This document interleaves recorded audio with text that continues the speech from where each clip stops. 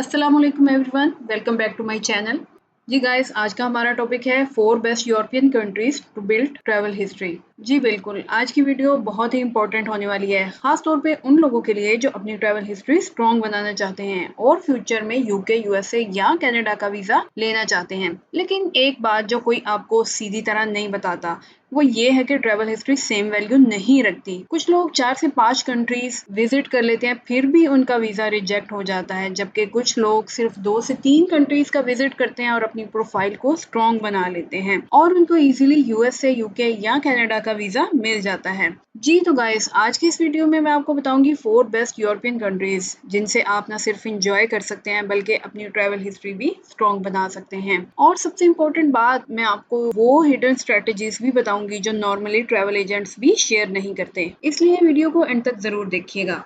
अगर आप travel history की इंपॉर्टेंस को समझना चाहते हैं और जीरो से अपनी ट्रैवल हिस्ट्री कंप्लीट करना चाहते हैं तो मेरी प्रीवियस वीडियोस में से strong travel history, how to build it from zero, the complete step by step guide जरूर देखिएगा। वो वीडियो आपको ट्रैवल हिस्ट्री में जीरो से हीरो बना सकती है। जी तो अब बात करते हैं उन 4 कंट्रीज की। नंबर 1 पे बात करेंगे हम हंगरी की। जी बिल्कुल, a smart Schengen entry point. Hungary Europe का अंडररेटेड लेकिन बहुत स्ट्रेटेजिक शेंगन कंट्री है। बहुत से एप्लीकेंट फ्रांस, इटली या जर्मनी जैसी हाईली कॉम्पिटिटिव कंट्रीज पर फोकस करते हैं, जबकि स्मार्ट एप्लीकेंट्स हंगरी को अपनी फर्स्ट शेंगन एंट्री स्ट्रेटेजी के तौर पर यूज करते हैं। इसकी सबसे बड़ी वजह यह है कि कंपैरेटिवली यहाँ एप्लीकेशंस का प्रेशर कुछ मेजर वेस्टर्न यूरोपियन कंट्रीज के मुकाबले में कम होता है, जिसकी वजह से प्रॉपर्ली प्रिपेयर्ड फाइल को स्ट्रॉन्ग कंसिडरेशन मिल सकती है। हंगरी का सबसे बड़ा बेनिफिट यह है कि शेंगन जोन का एक पार्ट है, यानी अगर आपको हंगरी का वीजा मिल जाए तो आप उसी वीजा के थ्रू और भी शेंगन कंट्रीज एक्सप्लोर कर सकते हैं, जो फ्यूचर ट्रैवल बिल्ड करने के लिए बहुत ही वैल्यूएबल होती है। जी तो बात करते हैं बहुत ही इंपॉर्टेंट हिडन रियलिटी की, जो बहुत ही कम लोग समझते हैं। वीजा ऑफिसर्स हंगरी एप्लीकेशन में सिर्फ बैंक बैलेंस नहीं देखते, बल्कि आपकी ट्रिप प्रैक्टिकलिटी और फाइनेंशियल लॉजिक को भी असेस करते हैं। और यहाँ हंगरी आपको एक एडवांटेज देता है, स्पेशली बुदापेस्ट। जी बिल्कुल, क्योंकि ये वेस्टर्न यूरोप के मुकाबले में कंपैरेटिवली अफोर्डेबल सिटी है। इसका मतलब ये नहीं कि वीक फाइनेंस चल जाएंगे, बल्कि इसका मतलब ये है कि आपका budget plan naturally more realistic लगता है। इसके अलावा एक और हिडन प्रोफेशनल टिप, हंगरी की स्ट्रॉन्ग टूरिज्म रेपुटेशन की वजह से अगर आप आइटनरी में historical attractions, thermal baths, river cruise, cultural landmarks properly mention करें तो आपका पर्पस ऑफ विजिट ज्यादा कन्विंसिंग लगता है। फॉर एग्जाम्पल, अगर आप अपने कवर लेटर में मेंशन करें कि आप Buda castle, Hungarian parliament building, Széchenyi thermal bath visit करना चाहते हैं तो आपकी ट्रैवल स्टोरी ज्यादा नेचुरल और टूरिज्म फोकस्ड लगती है। जी तो अब बात करते हैं प्रो स्ट्रेटेजी की। अपना मेन स्टे हंगरी में रखें, लेकिन आइटनरी में नियर बाय डेस्टिनेशंस जैसे कि ऑस्ट्रिया और स्लोवाकिया इंक्लूड जरूर करें। ये एम्बेसी को ये सिग्नल देती है कि एप्लीकेंट ने प्रॉपरली रिसर्च की है, ट्रैवल रूट लॉजिकल है, प्लानिंग जेन्युइन है, और सबसे इम्पोर्टेंट बात वो ये कि अगर आप हंगरी का वीजा प्रॉपरली यूज करते हैं, ऑन टाइम रिटर्न करते हैं और क्लीन रिकॉर्ड मेंटेन करते हैं तो ये आपके फ्यूचर स्ट्रॉन्गर शेंगन कंट्रीज के लिए भी एक पावरफुल फाउंडेशन क्रिएट करता है। जी गाइस, तो हमेशा याद रखिएगा, हंगरी सिर्फ एक डेस्टिनेशन नहीं है, बल्कि ये स्मार्ट एप्लीकेंट्स के लिए यूरोप का स्ट्रेटेजिक गेटवे है। अगर आपको मेरा ये कंटेंट वैल्यूएबल और इन्फॉर्मेटिव लगा तो चैनल को सब्सक्राइब करें और बेल आइकन को जरूर प्रेस करें, ताकि आपको मेरी आने वाली वीडियोस की अपडेट्स मिलती रहें। और अगर आप किसी स्पेसिफिक टॉपिक पर रहनुमाई चाहते हैं तो नीचे कमेंट सेक्शन में अपना सवाल जरूर शेयर कीजिएगा। मैं कोशिश करूंगी आपके सवाल का जवाब अपकमिंग वीडियो में जरूर दूं। जी तो नंबर 2 पे बात करते हैं पोलैंड की। अब practical Schengen choice for serious applicants. जी बिल्कुल, पोलैंड बिगनर्स के लिए बहुत स्ट्रॉन्ग और प्रैक्टिकल शेंगन ऑप्शन है, खासतौर पे उन एप्लीकेंट्स के लिए जो अपनी फाइल को प्रॉपरली ऑर्गेनाइज करते हैं। बहुत से लोग ये समझते हैं कि यूरोप वीजा सिर्फ हैवी बैंक बैलेंस से मिलता है, लेकिन पोलैंड का केस काफी हद तक डिफरेंट होता है। यहाँ एम्बेसी अक्सर फाइनेंशियल क्वांटिटी से ज्यादा प्रोफाइल क्लैरिटी और डॉक्यूमेंटेशन कंसिस्टेंसी को इम्पोर्टेंस देती है। यानी अगर आपकी फाइल प्रोफेशनल तरीके से प्रिपेयर्ड हो, आपका पर्पस ऑफ विजिट क्लियर हो और आपका रिटर्न इंटेंट स्ट्रांगली एस्टेब्लिश हो तो आप अप्रूवल के लिए स्ट्रॉन्ग पोजीशन में आ जाते हैं। पोलैंड का सबसे इम्पोर्टेंट बेनिफिट ये है कि ये भी शेंगन जोन का पार्ट है, जिसका मतलब ये है कि सक्सेसफुल पोलैंड वीजा आपकी फ्यूचर यूरोपियन ट्रैवल प्रोफाइल को बहुत स्ट्रेंथन करता है।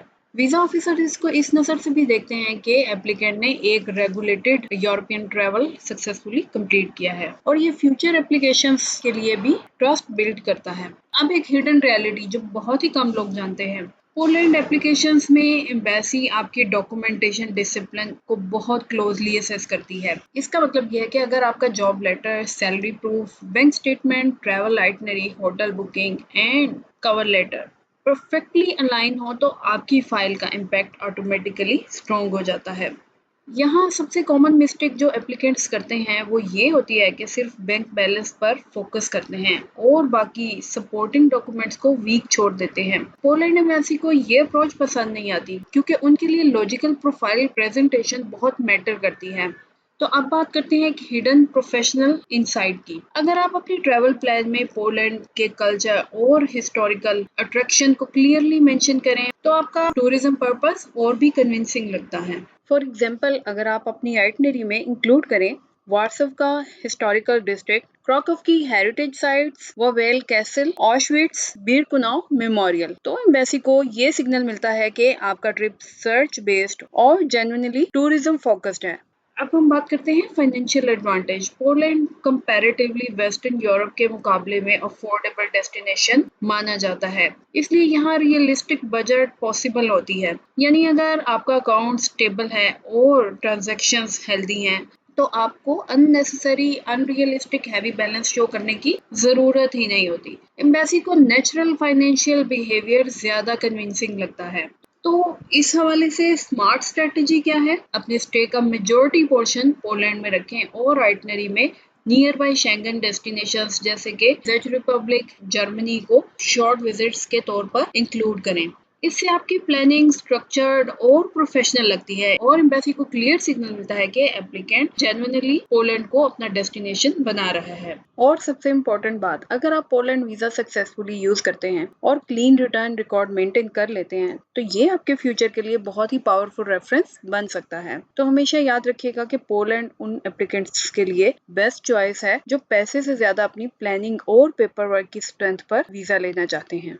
जी तो दोस्तों, आज की वीडियो में हमने दो बहुत ही इंपॉर्टेंट शेंगन कंट्रीज यानी हंगरी और पोलैंड को डिटेल में डिस्कस किया है, जो बिगनर्स के लिए ट्रैवल हिस्ट्री बिल्ड करने के लिए बहुत ही स्मार्ट ऑप्शंस हैं। अगली वीडियो में मैं आपको नेक्स्ट 2 पावरफुल शेंगन कंट्रीज के बारे में बताऊंगी, वो कंट्रीज जो आपकी ट्रैवल हिस्ट्री को नेक्स्ट लेवल पर ले जा सकती हैं और फ्यूचर यूरोप अप्रूवल के चांसेस को और भी स्ट्रॉन्ग बना सकती हैं। और बिलीव कीजिएगा कि अगली वीडियो की इंफॉर्मेशन बहुत ही इंपॉर्टेंट होने वाली है क्योंकि उसमें हमने उन स्ट्रेटेजिक कंट्रीज को डिस्कस किया है कि जिनके बारे में बहुत ही कम लोग रियलिस्टिक गाइडेंस देते हैं। इसलिए अगर आप अपनी शेंगन प्लानिंग को स्मार्ट और प्रोफेशनल तरीके से समझना चाहते हैं तो चैनल को सब्सक्राइब जरूर करें और बेल आइकन को प्रेस करें ताकि अपकमिंग वीडियोस के नोटिफिकेशन आपको मिलते रहें। और कमेंट में जरूर बताइएगा कि आप पहले किस शेंगन कंट्री के लिए अप्लाई करना चाहेंगे, हंगरी या पोलैंड।